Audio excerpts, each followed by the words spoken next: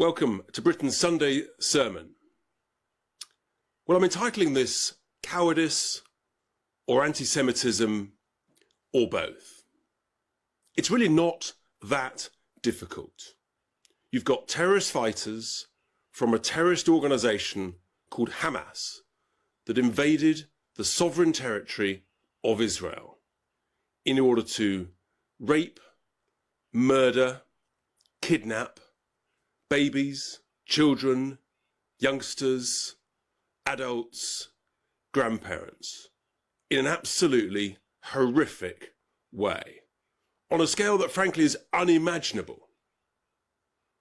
And if you can't condemn that for what it is, because it's incredibly factual what happened, you have to ask why. Why are you not condemning that? Is it cowardice? Is it anti-Semitism? Or what? Back in 9/11 in the United States, the then US president said afterwards, you're either with us or you're against us. And I think this is a similar situation. Let's be clear. What's happened to Israel is far bigger on a relative basis than what happened on 9/11. The hundreds and hundreds of Israelis slaughtered. And what's really extraordinary, shocking, is those who've stayed silent. Yes, you know who I mean. The celebrities, the fading TV stars and pundits, the political campaigners who are always the first to shout out when they think something is unkind, it's not compassionate, it's not progressive. Where are they at this crucial moment? Utterly silent. Are they cowards? Are they anti-Semitic? Or are they both? And then the institutions. We might as well start with the BBC, who refuse to call this out for what it is. They refuse to say that this is a terrorist act by terrorist fighters of a terrorist organisation, even though it's prescribed under UK law. They've got the greatest cover that they possibly need. And you get some blathering about we need to be impartial because we're a worldwide organisation. It's very clear, yes, be impartial. The impartial facts are clear as I've stated. No ifs, no buts.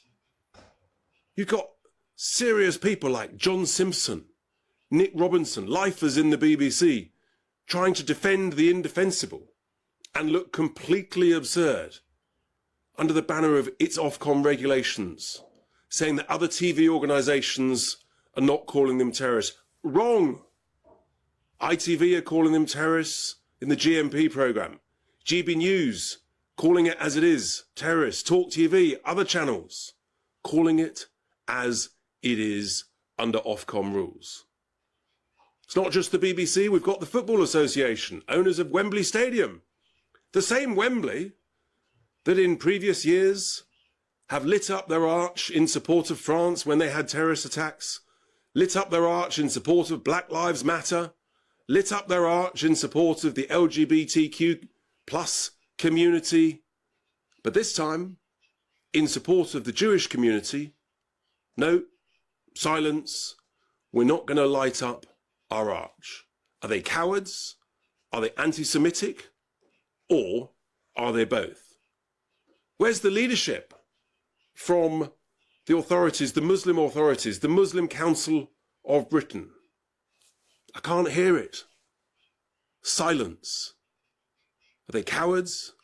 Are they anti-Semitic? Or are they both? These organisations, the BBC, the FA, the Muslim Council of Britain, are completely out of touch, actually, with their own viewers, their own supporters, their own community. I believe the large majority of British Muslims absolutely condemn and reject this violence, this terrorism. The issue is they need leadership. I think there's a silent fear amongst the majority in the face of hatred discrimination, threats of violence amongst a small but extreme minority. And likewise, you've got a real fear amongst the Jewish community here in the UK of attacks, of this hatred. This is a terrible place for us to be. It's a complete failure by our authorities over many, many years. And I think that fear, that silent fear, what it shows is that actually multiculturalism has failed. Tony Blair, David Cameron, Dame Louise Casey, Suella Braverman, and others were right. Multiculturalism has failed. You see, that is different to a thriving, multi-ethnic Britain under one British culture. That's a culture of tolerance, of fairness, of decency. Sort of summarised under that expression, it's just cricket. That's what being British is all about. And that is who we are. That is where we are. We've ended up in a bad place. What's required now is real, serious leadership. What's required is courage, not cowardice. And with that, here endeth my Sunday sermon.